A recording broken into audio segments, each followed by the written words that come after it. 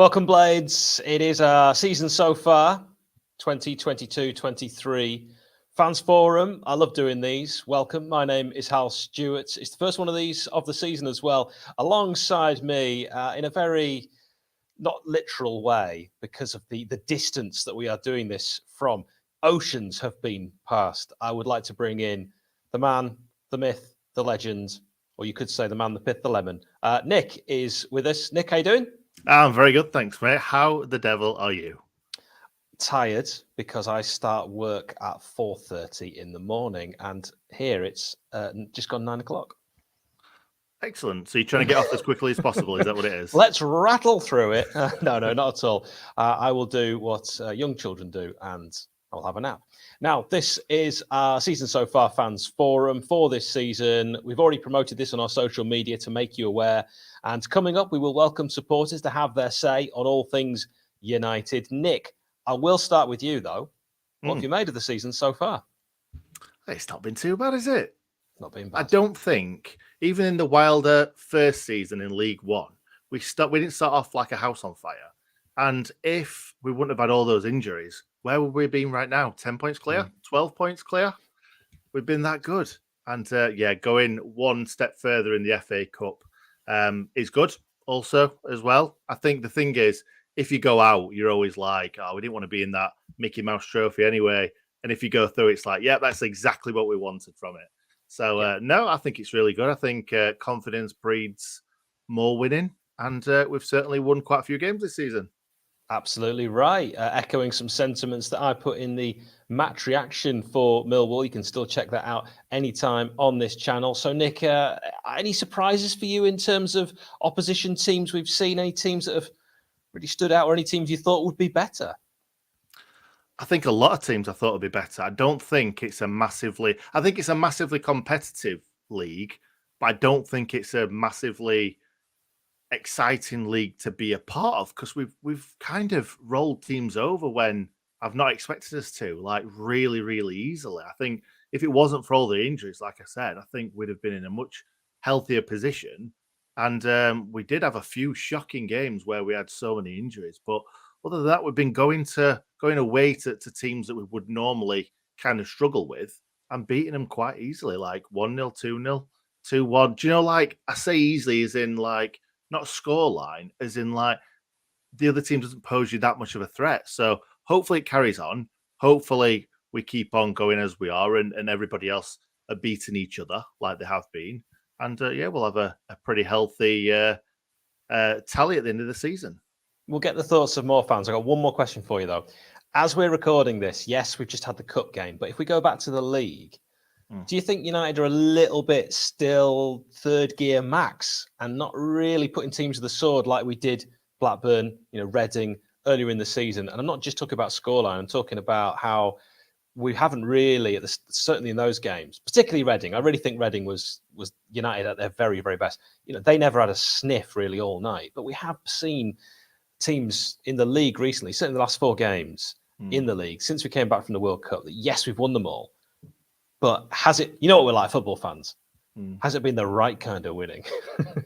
I know what you mean, but I know you said going on to the league and not the cup, but I think against Millwall in the cup, we rolled them over, played some really good football. They didn't stand a chance against us. They didn't look like scoring. I felt like that was more past third gear, maybe fourth, not quite fifth, but are we talking sixth gear as well? Oh, is it a car with 6 gears? Could well, be. which one's reverse? Big questions. Will we get the answers? Not from us. Instead, let's begin our fans forum by welcoming Paul Watts. The Paul Watts. I hadn't really thought that through. Yeah, don't do that again. Paul, how are you? I'm very well, thank you, gents. How are you two both? All right? I think we need to talk about the shirt. It's an absolute belter from the 80s. I mean, you've also done a great setup in the background. Talk us through your favourite shirts. So, obviously, was that 92, 93 away shirt? Actually, it might have been before then. But it might have been 91, 92. Fond memories of Brian Dean wearing that one, scoring away at Oldham. Obviously, promotion season. Is that promotion season, or is it first year in the Premier League? Do you know, first year in the Premier League? Yeah. Obviously, this season shirt. Not the favourite season that we had in the white shirt, but I think it's a corker. It's an absolute corker. Paul, you like it? I completely agree. I think we are in the minority, shirt. But I loved that shirt. When they first announced it, I'm like, that's it. This is it. I didn't mind us playing in red shorts and red socks that season either, as well. You know, it was a moment in time, really, wasn't it? But yeah, I've got all my Sheffield United artwork in my office because I'm not allowed it anywhere else in the house. So over my shoulder, you got I can't point to it there. Oh, there we go. Tony Agana scoring against Leicester at Filbert Street in the promotion season, obviously in the shirt that you're wearing tonight, Nick. And then we've got coordinates and then various other pictures. I've got a greasy chip butty in front of me as well from Pete McKee as well. So yeah, all in here. It's all going on here. I love it. I love it. Now, Paul, be honest. Before the season kicked off, did you believe Sheffield United would now be sitting in the automatic promotion places? No, absolutely not. No, I think. I mean, honestly, as a Sheffield United fan, when are we ever that confident, really? I think we did really well last season. I think after Jukanovic left and Heckingbottom took over and, we went on such a brilliant run and the team was in great form going into the playoffs. And I still think it was a massive missed opportunity for us. I ended up watching one of those games in a pub in Mansfield where I live, obviously surrounded by Nottingham Forest fans. I think me and my oldest lad were the only two Sheffield United supporters in there, surrounded by hundreds of Forest fans. And I just thought it was a massive missed opportunity. But what has been really good this season is that we managed to hold on to the majority of our players in the summer. And I think it's given us a really good springboard. And I think, like Nick said, we started this season on fire. And it's not like some of the other promotion seasons that we've had where I think, we've struggled a little bit. I think obviously in the Warnock promotion season, I think we went the first 10, 11 games winning. I think we won all of them, didn't we? It's been a really good start. But honestly, if you asked me to start the season, I'd have said top 6. I'd snatch your hand off with that. Really would. Fantastic. Yeah, it's been so great. And the thing is, the only team that's been better than us this season have been Burnley. What do you think to Burnley? And do you think that Burnley are going to win the title? I mean, that's there's a lot of football to be played yet this season. And I think they're in a really strong position. I think they're a good side. They're strong. They're well organised. And I think Vincent Kompany coming in has been a breath of fresh air for them. They're playing a completely different brand of football to when Dyche was in charge. And I think they've got that mix of some seasoned heads in there, the likes of Cork, the likes of Rodriguez, who, they've been around, they've done it. Ashley Barnes I think he's still played about 20 games for them this season. And he's the sort of striker, actually, I think we could do with, which I think we'll come on to in a bit, won't we? But, they've got that mix of youth. I think he's used his contacts well. I think Harwood Bell is playing centre half for them on loan from City. Obviously, we've got the lads from City as well. I think he's a fantastic prospect. I think he will play for England as well in the future. That's my prediction now. Unfortunately, you've recorded this, so that's on record now, isn't it? But I think he's a really good player. Teller's been fantastic. The young Belgian winger whose name's just gone out of my head, Manuel something. He's been Benson. That's it. He's been brilliant for them this season as well. So they've got a lot going for them. I think Kompany's going to be a top-class manager as well. He was a smart defender, he was a smart player. I think he's an intelligent bloke, and he's got them playing really well. That being said, we absolutely smashed them up in November at our place. We didn't start the game well. Robbo had a bit of a mare in the first half, redeemed himself in the second half. But yeah, I think, we've been really strong. Burnley are going to take some catching, though. I know. I mean, they're 5 points clear of us at the moment. Can we get there? I don't know. I think if we're going to be champions, we've got to beat them at their place, and we've got to maintain the level of performance that we have at the moment. But again, I think as you've kind of alluded to earlier on, we haven't played well in some of the games that we've played recently, but we've still got results, and I think that's the mark of a promotion winning side. So I think we're well on the way to that. Yeah, and it doesn't matter as long as we get up and as long as it isn't in the playoffs. So who has been your Sheffield United player of the season so far, Paul? Do you know that I was thinking about this earlier, and it's a very difficult question to answer when your team's doing well. When your team's struggling, it's quite easy because there's usually one or two players that stand out for you, and the rest of them are a little bit dire. But in a team that's doing well, it's very hard to pick it. So, you know, Norwood's been fantastic this season, and I think he's been consistently one of our best players over the past 5-6 seasons. Has he been with us 6 seasons? I can't remember the timescales. Anel has been absolutely fantastic. What a signing he's been. And again, you know, taking over from a club legend in Bash in that position, he had to come in, he had to produce the goods straight away, and he's done that, and he's been brilliant. He's been absolutely brilliant defensively and going forward. I think McAtee has really come into his own in the last couple of months. He's really blossomed. And I think, Nick, you and I have spoken about this earlier in the week, that when he first came into the side, and I know a lot of people focus on that Luton away game, but I just thought some 14-year-old kid had strayed onto the pitch and he got lost. He didn't know where he was. He was getting nutmeg left, right and centre, and he started trying too hard. And I think he's taken that time actually to really grow into a good player. And his performances over the past couple of months have been brilliant. And McBurney has proved me wrong completely. I'd written him off as a Sheffield United player, I've got to be honest. Every time that he stepped on the pitch for us, I just thought, what are we doing? Why are we playing him? And then this season, he's back to the player that we kind of hoped for and expected when we signed him. And to be honest, he really did that in the first season in the Premier League for us. And he seems to have got his head screwed on. He seems to have got his fitness back, although obviously, you know, he's had issues at the moment. Obviously, he's out after his operation and rolling his ankle. But I think if we can get him back and firing as well, you know, he's a fantastic footballer. But all that being said, for me, the standout player in the league for me is Njai. And I don't want to. I was waiting for that for such a long time. Of like, he's got to say Illumin. He's got to say Illumin. I know, and I don't want to say it too loud in case anyone's listening, because no, he's rubbish. Don't come anywhere near him. He's pathetic. He can't control football. No, seriously. But I mean, his quality shines through in every single performance. He's got pace. He's got strength. He's just got vision as well. He's got a real footballing brain on him as well, which I think has really emerged over the past 18 months. I think playing with Gibbs White last year, I think he obviously learnt a lot of Gibbs White in playing in that kind of number 10 role, sitting just behind the striker, and he's absolutely blossomed this season. I think his performances for us, the fact that obviously he's gone to a World Cup as well, and he did well in the times that he had on the pitch there, it's just fantastic. I think that Millwall defender is still untying himself from the knots that he put him in on Saturday for that assist for Bogle's goal as well. And he's just a superb footballer.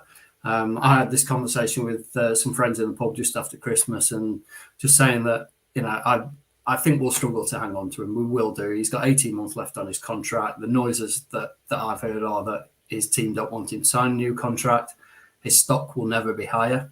At the moment, the way that he's playing, the fact he's just been to a World Cup as well, and I can see him going and playing for a top 6 club. I'm not necessarily saying that a top 6 club will come in and sign him now, but he's got that talent, and at 22, he's still got the potential to go there as well. So, yeah, I don't want to say it too loudly, but he's just an absolute shining star for us, an absolute shining star for the Championship.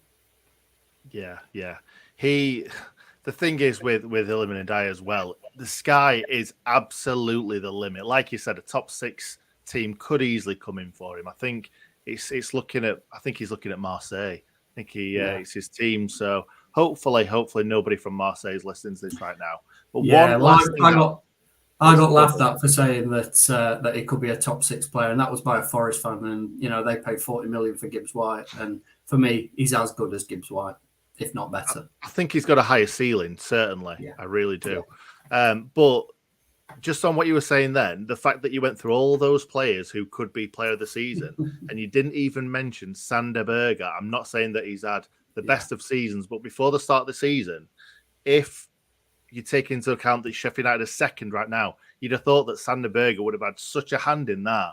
And fair enough, he had a good start to the season, scored a few goals, but he's not really featured that much because of his injuries. So the fact that we are where we are and he's not hit top form yet, I still think he's got a big part to play in the second half of the season. But scary prospect to see us second, and Sander Berge has not really shined too brightly.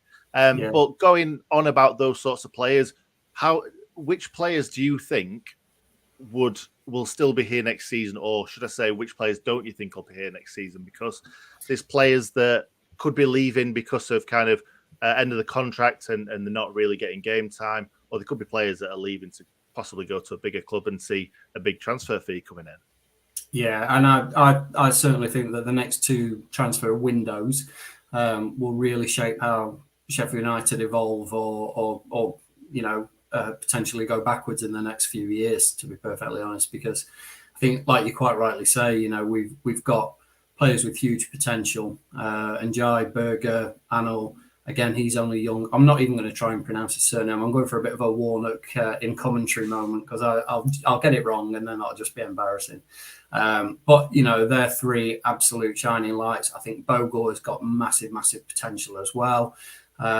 We've got young lads who potentially could come through and be worth money. I know Jefferson, people have talked about people having a look at him. Will Asula has come back from Derby, and yes, he's not had the greatest of loan spells there, which I don't think they really gave him the opportunity. But again, I think he's got huge potential as well. So for me, they're the most saleable assets and the ones that obviously people are going to be looking at. I think certainly in the January transfer window, this transfer window will be Berger, will be Njai. But at the end of the season, obviously, we've got some big players that are out of contract, the likes of McBurney, the likes of Stevens, Norwood, Fleck. So players that have done it for us and done it consistently for the past few years. And I think a lot will depend on where we're at. So it'll depend on which division that we're in. For me, I know that I've talked about Njai there and the fact that people might want to buy him in this transfer window. It's, do United stick or twist, really? For me, they sell him now at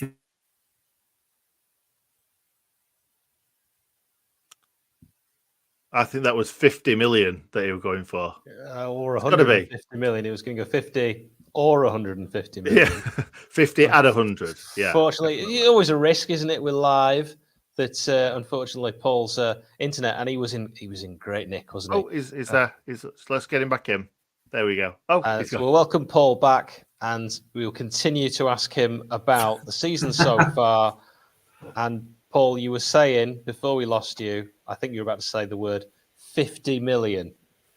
I wasn't going to say 50 million, but no, I wasn't. I couldn't even put a price on him, to be honest, because I think it depends who you ask and actually what. Paul, we need to know what you were going to say, because I don't think we'll sleep tonight if we don't know what number you were going to go for.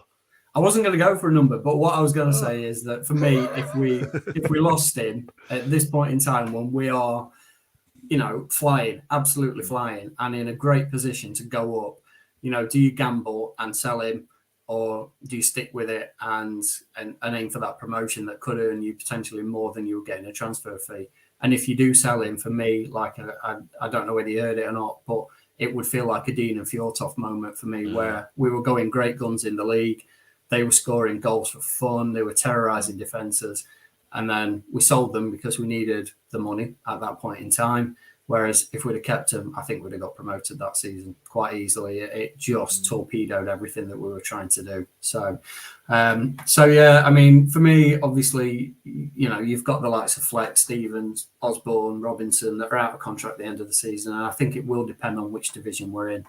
I think if we're in the Championship, some of those get a new contract. I think Billy Sharp's out of contract as well. But what he is to this football club, he's going to get another year, because even if he's not playing, he can come on off the bench. He can still do that role. And actually, as an ambassador for the club, what he does for that squad, he is a leader, and we need that sometimes in the dressing room. I think the current Sheffield United squad, I look at it now, and we've got leaders all through that team at the moment, which we've not had in previous seasons. But I look at that now, and it's a strong squad.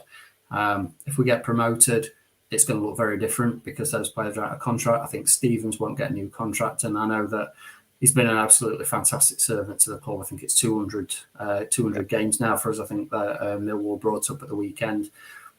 He's been brilliant for us over the years, but he's coming towards the end of his career at Sheffield United. For me, I think he's behind Lowe and behind Norwich and Davis when they're both fit. That's a big if, though, with those two at the moment. I mean, obviously, Norwich and Davis is really unlucky. Lowe just seems to be made of, I don't know, meringue or something. So he just every time he gets a knock, he's out for a while, which is a shame because he's a good player. But yeah, I think next 2 transfer windows will really define what we look like in the next few years.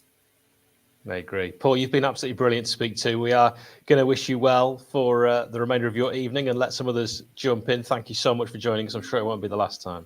Great stuff. Thanks for having me, guys.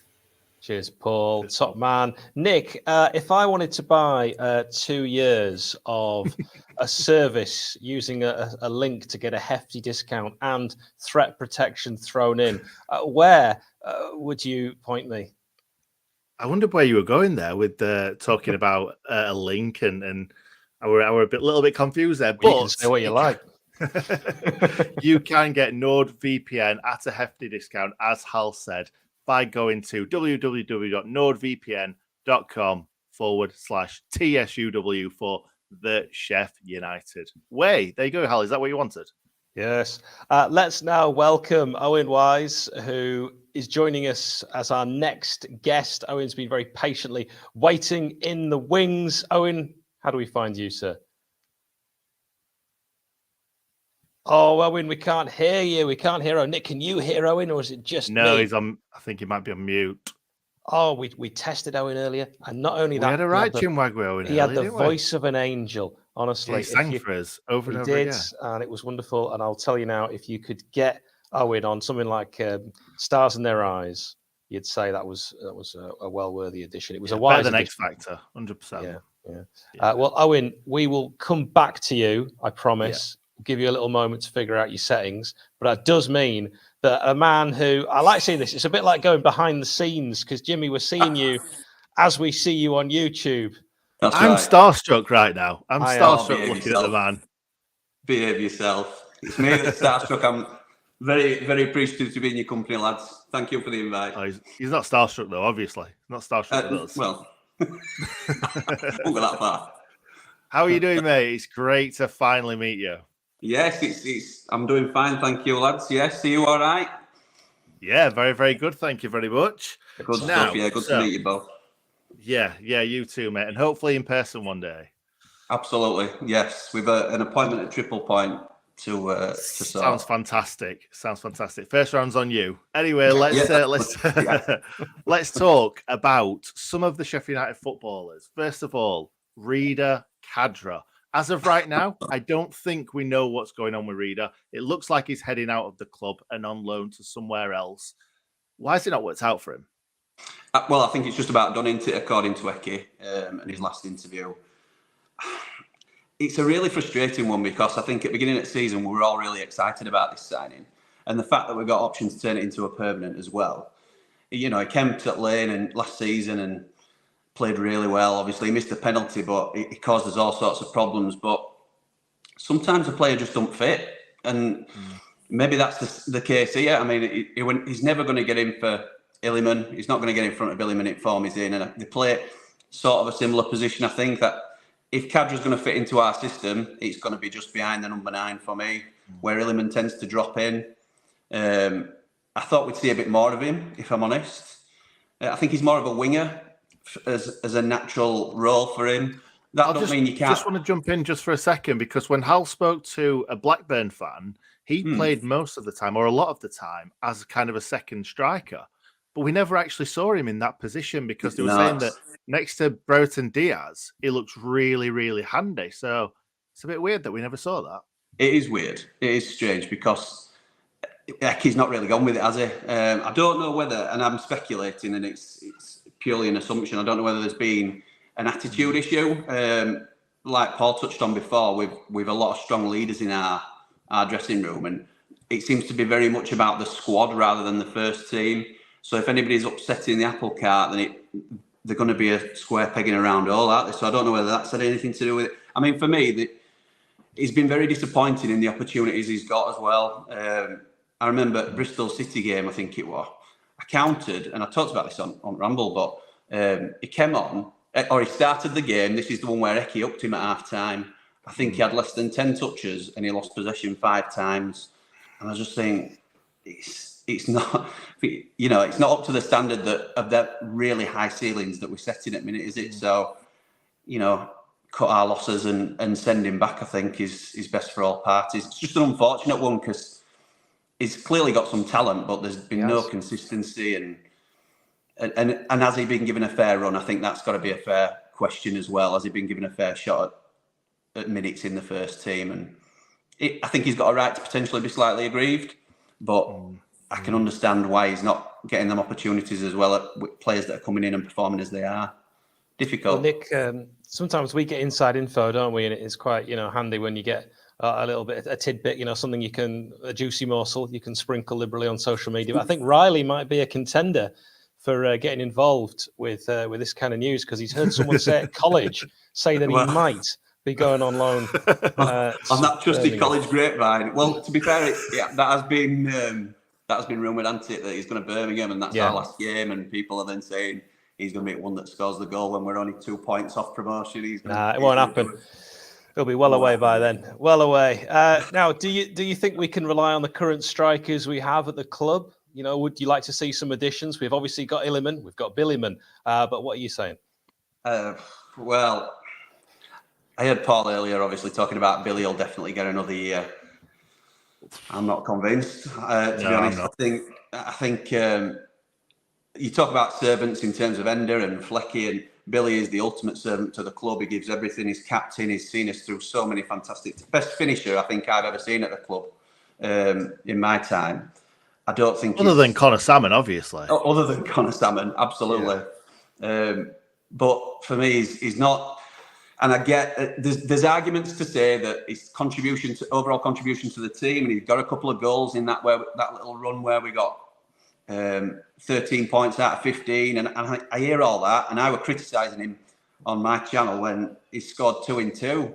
What channel might that be, Jimmy? Do you want to give it a little plug? There's a little Blades Ramble on YouTube. I don't know if you've heard of it. Anyway, so please subscribe. For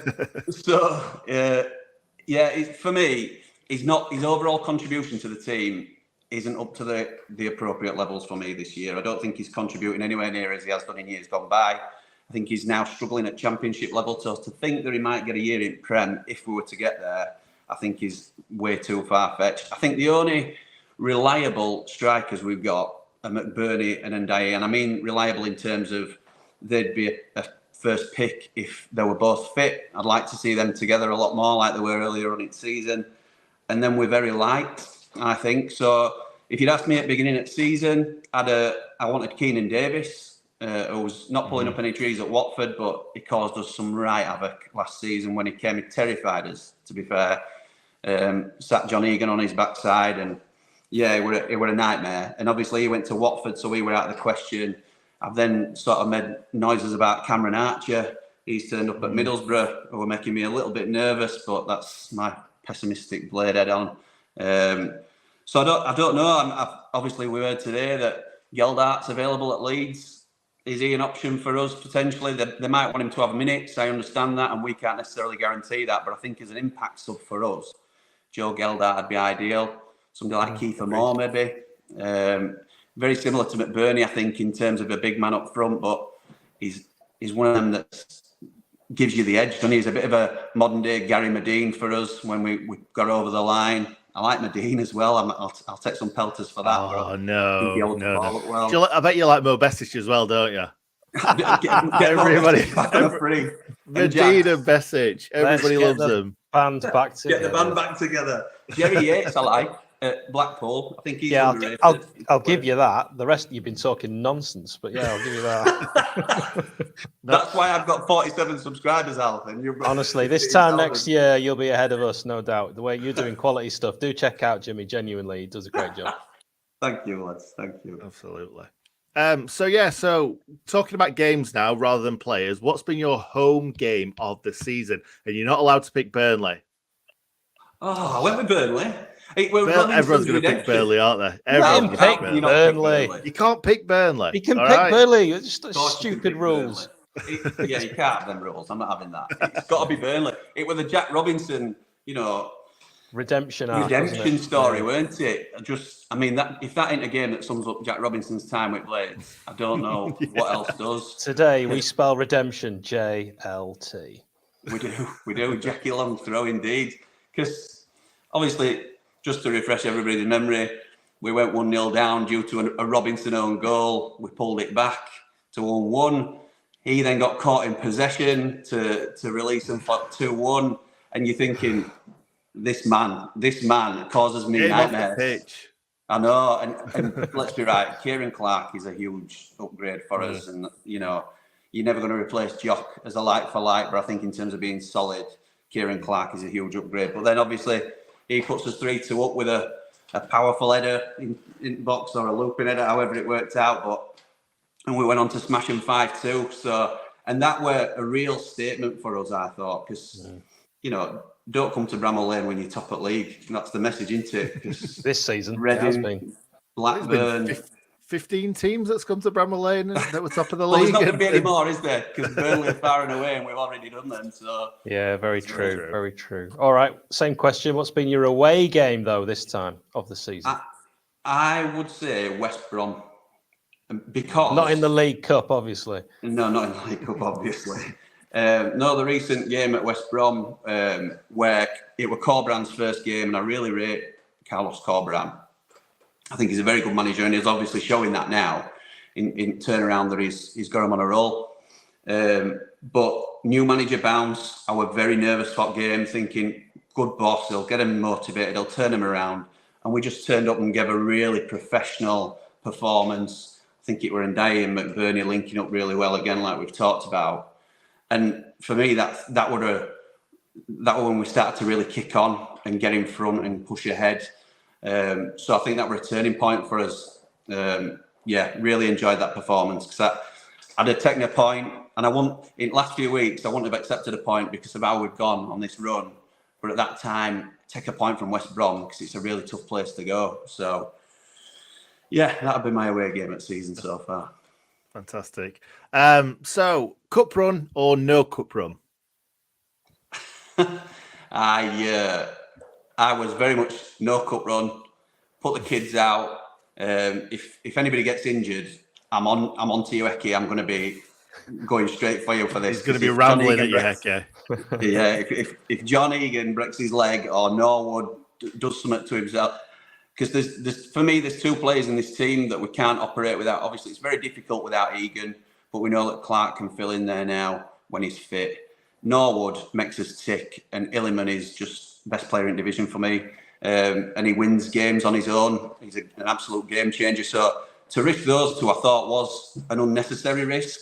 Having said that, watching us at Millwall just take him to pieces, and we did rest a couple of players. It weren't our strongest team, but I thought it gave us such a good feeling to sort of come up. We were a level above. I know they didn't look interested, but they're quite a fairly strong team as well. I think the rest of Fleming, didn't they, who was the main man, but brought him on when they were trying to chase the game and couldn't get anywhere near us.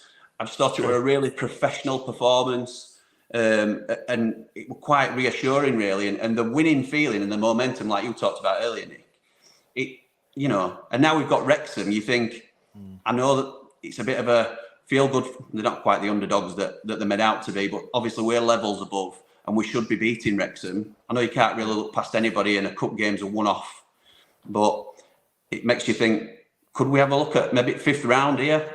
I don't know. So I can't give you a determined answer, because everybody enjoys a cup run, don't they? But the focus has got to be promotion, because we've got to secure our assets. We've got to give ourselves the best possible position for when we enter close season in what I think is going to be a huge overhaul of the squad. So, I'd say cup run, but certainly not at the detriment to the league form. Because if you offered me now 3 points, if you could say retrospectively, do you want to swap that result and that be a league result rather than a cup result? I'd snap your hand off and say 3 points at the Den, please. So that's just where I am at the minute. Get as many points on board as we can and get home and dry. So Jimmy, I think I heard you right in saying cup run and not cup run there.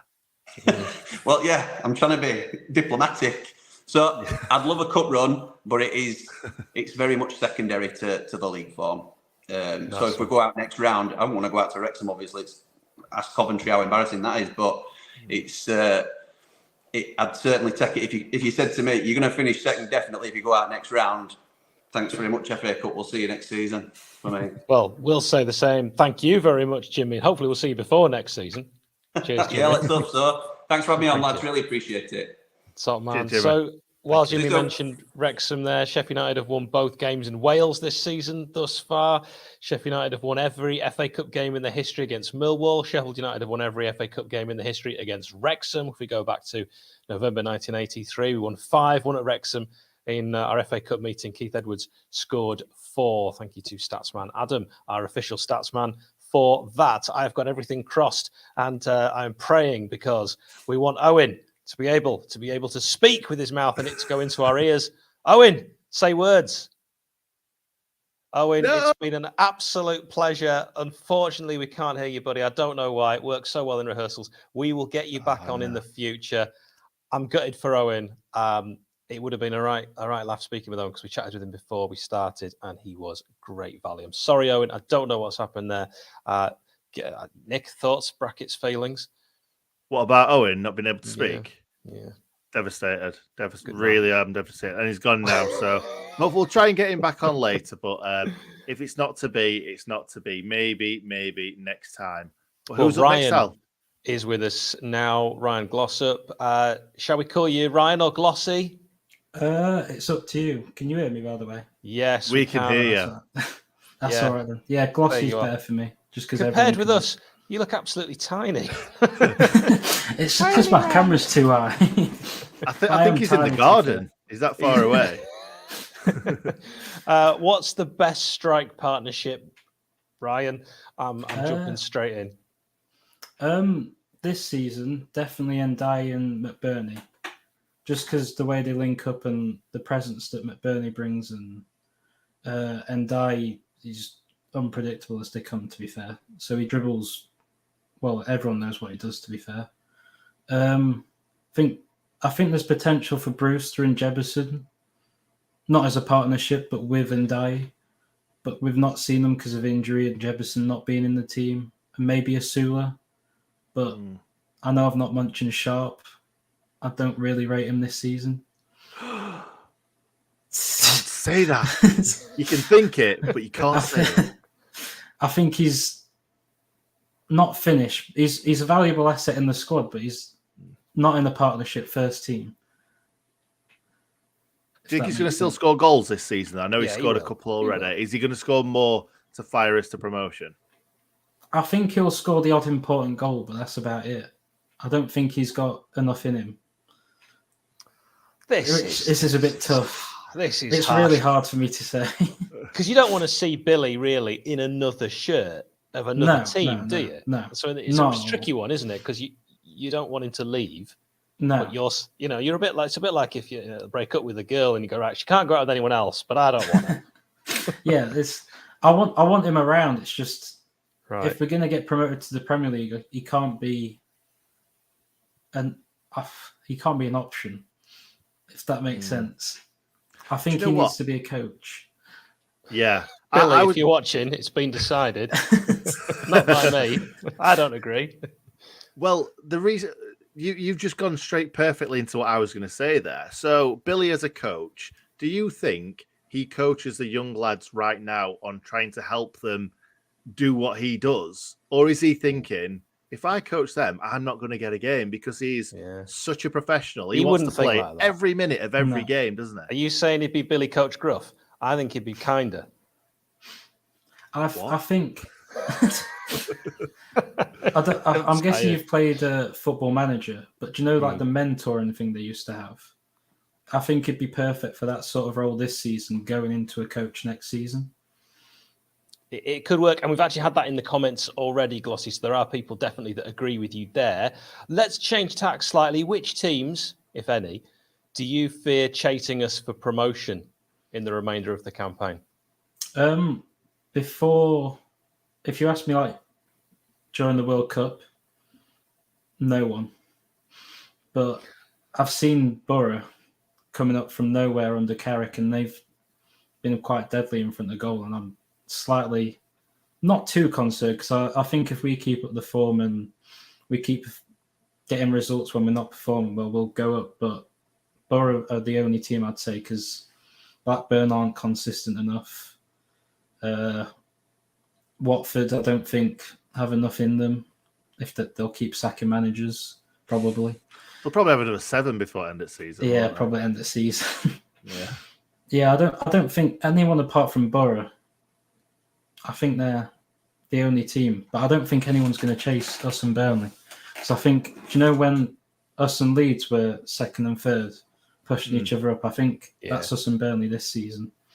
When we went back to the Prem under Warnock, that was really squeaky bottom time right till the end. But hey, made it really exciting as well to go up like that, doesn't it, Nick? When you know that it's really going to be like a Danny Webber goal at Cardiff that's going to confirm it and seal it and keep you happy. But, we might not have that because it might be the case that there's too much of a gap. I don't want to say that. Let's hope so. Yeah, let's hope so. We all hope that, don't we? We don't want any more squeaky bum times. We want, let's just go up and be the best team in the Championship. Have we ever won the second tier? I don't think we have we? Certainly not won the Championship. So it'd be nice to do that. Anyway, so what's your favourite goal of this season, Glossy? It's from Cadra away at Swansea. Oh, yes. Because it's probably not the one that springs to mind first, but it's probably one of the more important goals. Just to turn 1 point into 3 away at a tough, is it Liberty Stadium now? Swansea.com stadium, I think it is now, isn't it? Something like that. Whatever the stadium's called. Yeah. I think it brought Basham back into just whipping it up the field and Brewster chasing it on. And it's like, gets the attitude of never say die, which is what I'd say the Sheffield United way is. Love that. Absolutely. No context, Sheffield United way. Get that clip. Although that did have quite a lot of context. Next question, Nick. So, what's been your highlight of the season? The highlight of the season. It can't be Swansea. No, it was. It can. Nick makes up rules as well. Ignore him. Not allowed. Personally, it was Reading at home, but that's because it's the only game I've been able to go to at home because of uni and everything. So I saw us win. Was it 4-0? Yeah, I'm sure it was 4-0. We were there, weren't we, Nick? We went to that one together. We were rubbing shoulders. Oh, we were with some very important people for that game. Can't say any more. We really can't. We're not saying anymore. Why were we so good at that Reading game then? I just think that everything. I thought Reading would bring a lot more than they did. Agreed. And I think we stepped up to the plate, and they our crowd I don't know how to put it. They just seem to crumble under the pressure of being top. Yeah. And their squad is a lot better than what they are now, but I don't think their manager's great for them sort of circumstances. Is it still Paul Ince? Yeah. Yeah, I think we were just exceptional that day. Just taking every chance. Clicked, didn't it? Everything absolutely clicked. It's brilliant. Yeah. Well put. Yeah, absolutely. Couldn't agree more, Glossy. You've had plenty of love in the comments and people agreeing with you as well. Thank you for joining us tonight. We really do appreciate it. Cheers. Thank you. All the best to Glossy. I'm going to take a quick moment to mention Parrot Peel, one of our sponsors, a musical ensemble. 98 members in 14 different countries. They're a little bit different. If you buy one of their albums, normally got like 10 tracks. Theirs doesn't. Their latest album, Stick or Twist, is a unique album for every listener. How do they do it? Find out by going to parrotpeel.com, which is parrot, PARROTPEEL.com. And you can get all the stuff, bits and things that you need there. Everyone AK needs the stuff. Everyone needs the stuff. Also the bits and the things. Let's bring AK in. I want to chat to AK. Can we call AK anything else? Alan Nil. Alan Nil. He's the man. How's it going, mate? Welcome to the stream. It's great to have you on. Your voice has been on this channel a lot, but we've never seen your face on this channel. Do you want to explain why? Well, 3 seasons ago, actually, I did a song called Top Striker which featured a lot in Sheffield United's YouTube videos and Sheffield United Ways YouTube videos as well. So yeah, it's done the rounds. And you've seen, haven't you, on my Spotify Wrapped? Yeah. Again and again, your song #1. I think that's down to, is it your nephew? Yeah, my nephew Theo. Every game before football, I don't want to talk about it too much because I'm far away from him now and I'll just start crying. But I used to take him to football and we'd play that in the car and it would get him ready for the game. I mean, he did get top scorer yesterday in his game. He sent me a little picture. He looked absolutely freezing, and I held it up on the beach. And I felt really sorry for him. Bless him. Yeah, bless him indeed. So, first question for you, mate. Have any teams in the Championship this season surprised you, whether they've been a lot worse than they should be, or whether they've been a lot better than they should be? I think there's been a couple, to be honest. The ones what I'm surprised, saying that they did it last year, was Millwall and Luton. They had a good season last season. I wasn't really expecting them to do it again, and they seem to be sniffing around that playoff spot again, which is great for both of them. And like I say, I went to Millwall the other day and I thought it was terrible, but yeah, it doesn't reflect what they're doing in the league at the minute. So that's two sides what surprised me up the table. And I think one what surprised me, what I thought was really going to be within the mix, and they're not at the minute anyway, is Norwich. Really surprised at Norwich. Because they've still got great players as well, haven't they? Yeah, that's it. I think they've got a great squad, and I just think something's not clicking there, and they're just not getting the results what they need to be up there at the minute. So yeah, I think that's one team what is really surprising me on the lower side of things. Yeah, agreed. I had them to finish top, and we went through our season so far predictions on this channel. Do check that video out. I have to say, I think it's probably the funniest video we've done for a couple of days. I think it's the funniest video that's ever gone on YouTube. It's very amusing. Now, you said you went to Millwall. So are you excited to see more from our first ever Malian, Ismaila Koulibaly? Yeah, to be honest, when he was in Belgium with Beerschot, I was keeping an eye on him quite a lot, to be honest. But I'd love to see him feature more, but I just can't see it happening at the minute. I just think with the midfield what we've got, I think we're still yet to find our final three, if that's what you make of the midfield. So trying to slot him in, and obviously we're on a timescale because I believe his contract's ended this season, isn't it? Is it this season?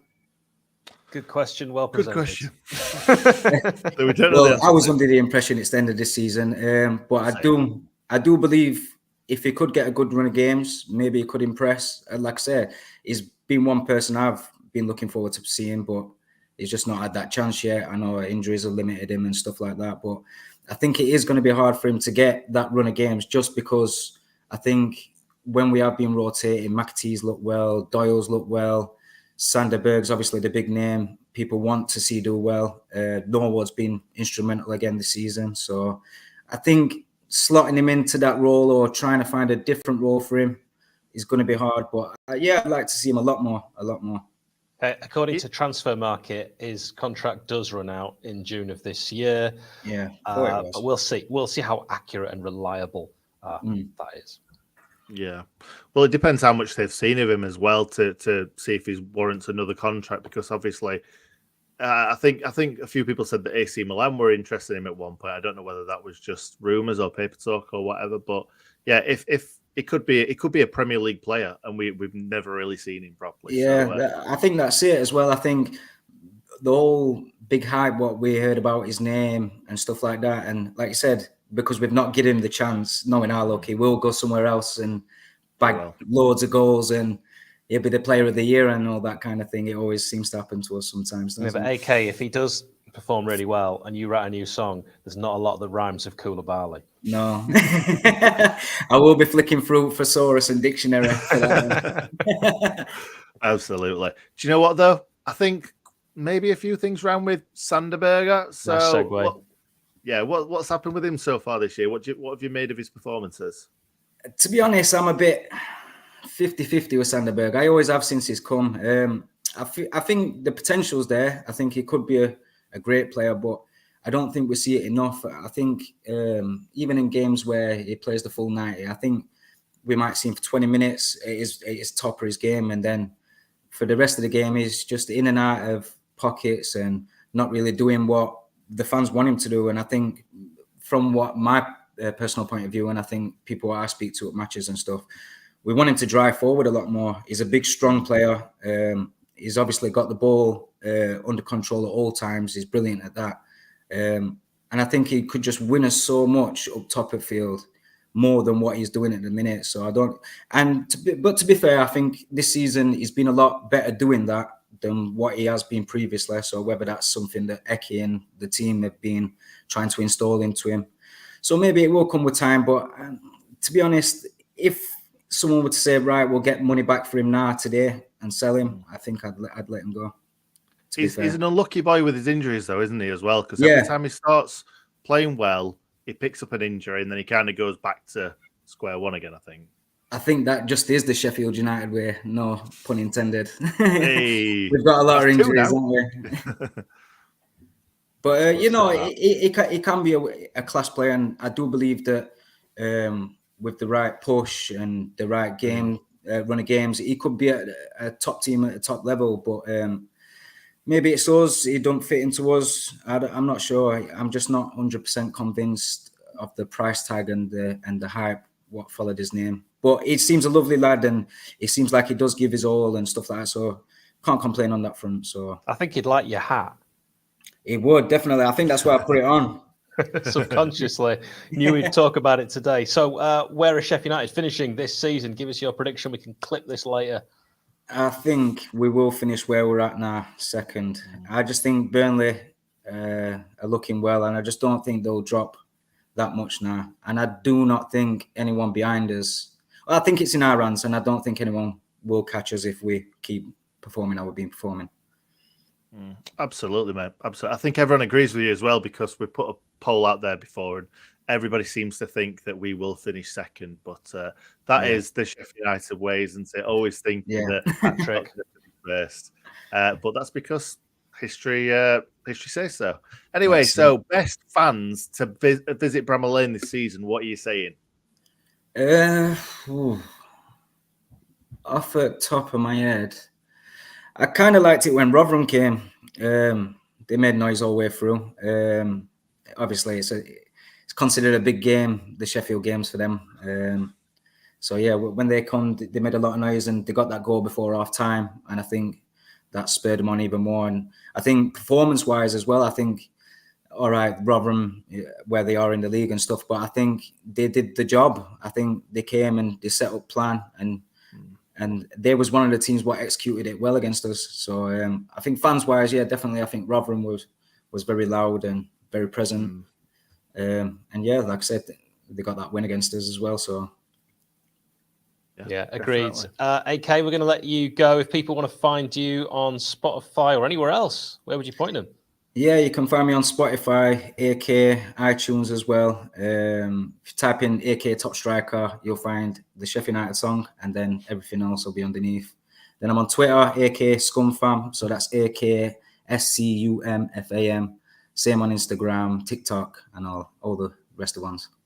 Bebo, MySpace, everything. Yeah, Bebo, MySpace. Catch me on MSN as well. ASL. Thank you very much. Appreciate you. Cheers, lads. Cheers, mate. Thank you. Get that. Good. Let's welcome Liam Simcox, man like Liam, who is joining us now. Liam, look at you in your professional microphone set up and everything. Pop filters for days. I learned from the best. What can I say? Hal? So I use tights and a coat hanger, and you've got a proper shield. Oh, that's it, mate. That's it. I used these are my girlfriend's tights, but don't tell her that. You know, keep that between us. So when do we go live? Oh, we're live now. Hey, Liam, go on. Banter. What are you like? Now, I'll tell you what we're going to ask you first off. What is your message to the current board? Oh, this is a good question. I think personally, I'd have to say thank you, because I feel now for the first time in a long time that we've finally got a board that I think we all deserve as Blades fans. Obviously, long gone are the days where we'd bring a player through the ranks, such as your Kyle Walkers, your Harry Maguires, your David Brooks even, and not have to sell them. Didn't work pluralizing David Brooks, did it? You got Brookses. David Brooks's. Brooks's. But I think they've finally done something about the training ground, which I believe has been long overdue. They brought Sheffield United forward into 21st century, so to speak. Give Hecky a good run, and free raids. And in my eyes, I think they can't do any wrong at the minute. Sorry, but you look at how they've handled the speculation surrounding Sander Berg in the summer, and I'm sure he'll Njai this January. And I don't sit worrying about it. I don't wake up one morning and think either of those players are going to move on, so to speak. Oh, let's hope that don't get clipped. Fingers crossed. I know. I know what you mean. I certainly know what you mean, though, mate, because like years and years gone by, we're thinking anyone could get sold at any time. And we know that unless it's a substantial bid that's going to really come in and we could possibly use it elsewhere, then they're not going to just accept 2 million for a player over 3 seasons or something like that, like we have done previously. Exactly. So in regards to the potential takeover, how are you feeling about it? Cautious, if I'm honest. Look, I'll sit here and say I've had a few gripes in the past with the likes of Prince Abdullah and Stephen Bettis with how they've gone about things, although I do think a few interviews have been misconstrued to point out them in a bad light. I think they've done a fantastic job in steadying the ship, keeping all the key players, and I think that's all Blades fans ask, and I couldn't ask for any more than that. But this is now on Prince Abdullah's terms. He's got to go away, assess, evaluate with any potential buyer, and bring the right people in. Even if it's not for the right price, it has to be someone with the fans, the players, the manager, and the future of the club at heart going forward. And will we get that? I'm not sure. Personally, I'd like to see Prince Abdullah stay in charge, but if he feels it's time to move on, then it's time to move on. Absolutely. Let's get back on to talking about the players. And at the start of this video, I think Paul mentioned absolutely every great player that everybody is talking about. But who's your unsung hero this season? There's been many this season, and it's been difficult to point out one in particular, but I feel as well with different games of different standout players, whether that's Njai, Clark, Egan, even Wes. I think everyone has had their own part to play, but for me, it has to be Ollie Norwood. You've only got to look at the statistics with and without him to see a big difference. I understand others might say Njai, Sharp, McBurney, etc., but I believe there's more to a player than just scoring goals. It's about bringing players into the game, getting those assists, making those key passes. And I fully believe if you take Norwood out of that starting 11, I don't think we'll be anywhere near the position we're in now. Yeah. I think that is probably the right answer to that question. And I don't think there'll be any disagreements at all.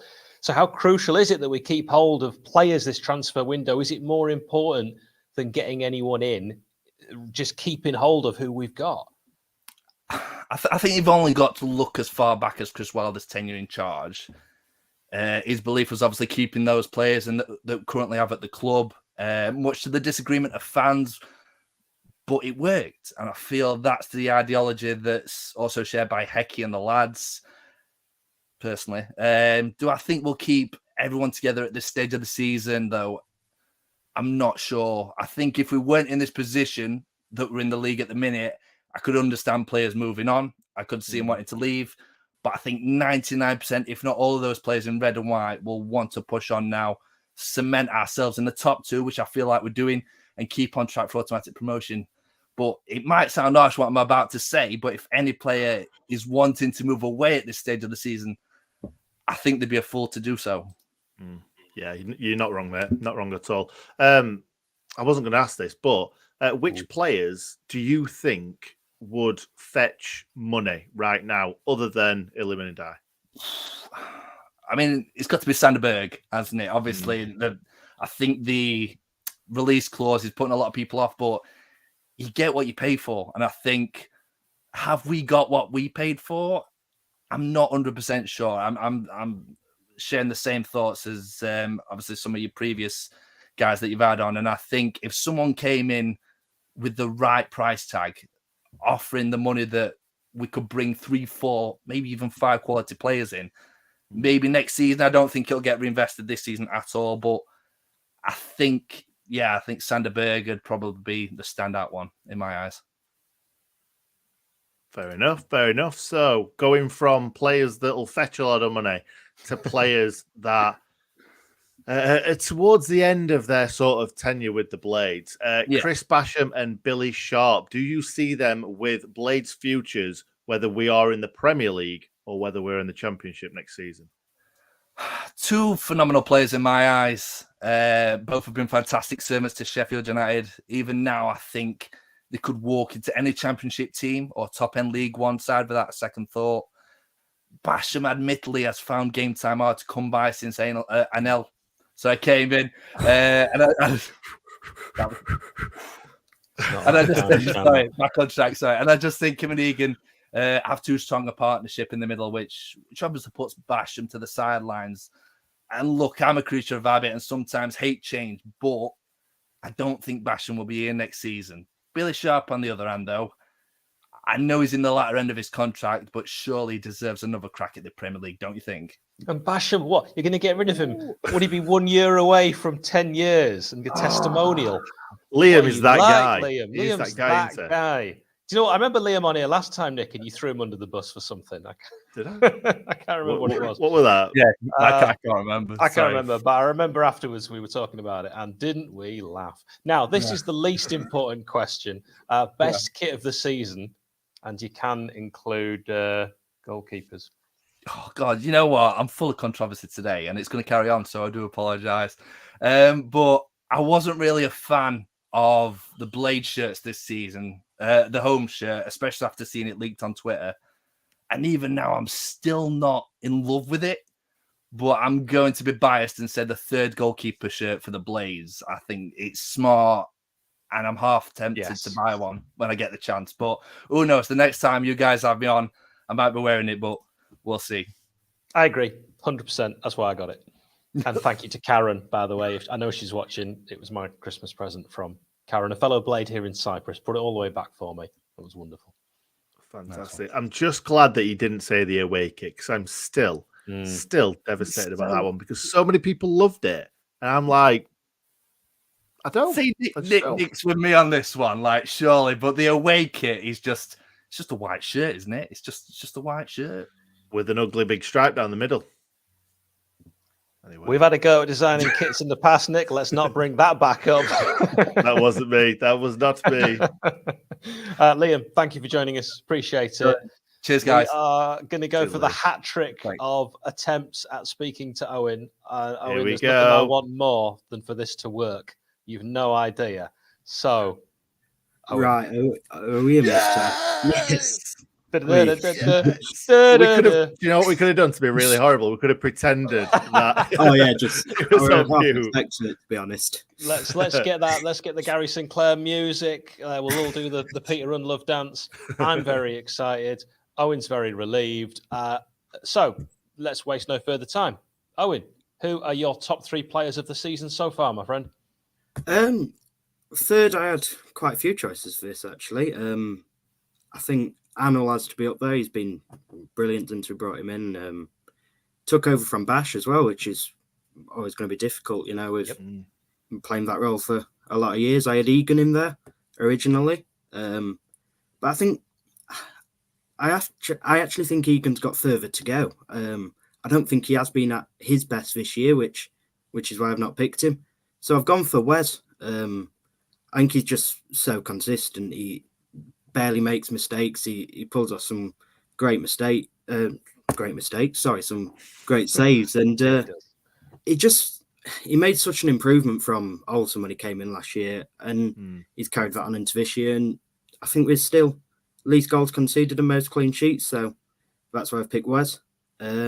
Respect. Second, I've got Ollie Norwood. He's just exceptional. Flipping right good. Exactly. He's my favourite United player, and he has been, pretty much since he joined, really. I think when he plays well, the whole team does. He just drives us forward. We don't move the ball as well when he's not on the pitch, and his passing's just incredible, switching 60-yard diagonal passes. No one else can do that. And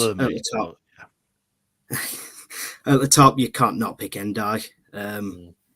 he's just sensational. I think not only is he our best player, I think he's the whole division's best player, to be honest. So yeah, my top three.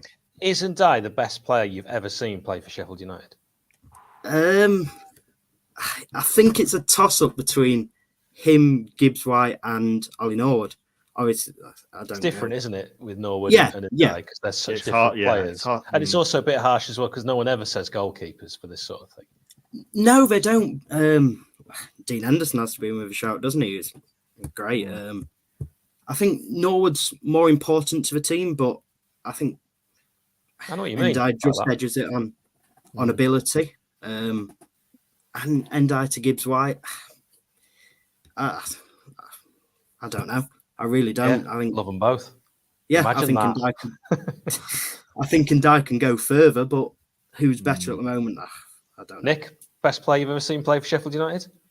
Do you know what? It might be recency bias, but I think Illiman is the most skillful, the most talented footballer that I've seen in my lifetime. I'm not talking about the Tony Currys of the world.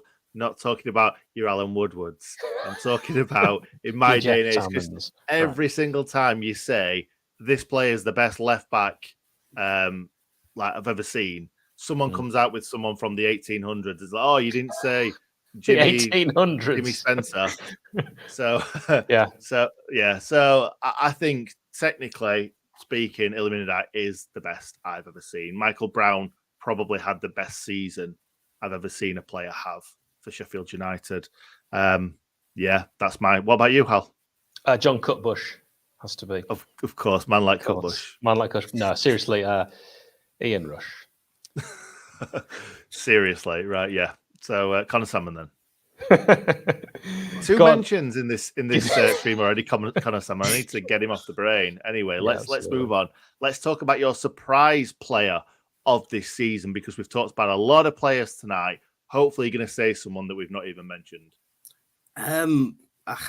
Well, unfortunately, I can't do that. I've gone for a surprise in a bad way, actually. I think the players that have done well, we almost knew would do well. I think Ndiaye's gone further than last year, but we almost knew he could from his performance last year. So I've gone with Rida Kadra. I was absolutely delighted when Outside the we box, brought I him in. like that. Yeah. I was just so happy when we brought him in. I watched him home and away last year, and he was brilliant. Really, he just looked like something different. I thought he could really add something, and he never found game time, did he? And never got a role, and now he looks like he's going. So I'm just disappointed with him. Yeah. I think a lot of people will echo that sentiment. In your opinion, who's been the best signing of the season so far?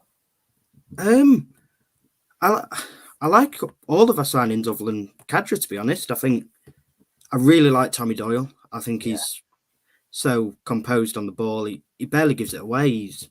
And for a young guy, he's so mature, really. He just looks an excellent player. McAtee's come into his own recently. He's more advanced than Doyle, better driving with the ball. And he had a tough start, didn't he? He seemed to struggle with intensity a little bit, but he's picked it up and he's been good. Clark's been really good of late as well. Again, struggled a bit to start with, but he's looked good and he's good cover. But I've got to go with Arnold. He's just brilliant. Going forward defensively. I think he's actually better going forward, which is weird for centre half, but it's perfect for our system. And yeah, I'm just delighted we've got him, really. Yeah, I don't think anyone's going to disagree with you about Anel being our best signing this season. You made me Probably our think when you best. say how good he is going forward. Imagine a fully fit Anel and a fully fit Jack O'Connell. Yeah. Oh, the Yeah. attacking potential of that defence. Don't Yep. disrespect Chris Basham, Hal. Don't Well, disrespect him. I hadn't mentioned all of them, had I? There's room for 3, Nick. I only mentioned 2. Is there another pitch at Bramall Lane that we don't know about? You that didn't know where Basham my would mind know? was going. You never do. You know, I I'm don't like want to. Faustino Asprilla. Once I've beaten the man once, I'll beat him again just because I can. So let's move on from talking about Faustino Asprilla and let's talk about takeover rumours. So how do you feel about it? I can't really decide, to be honest. been really happy with the job the owners have done.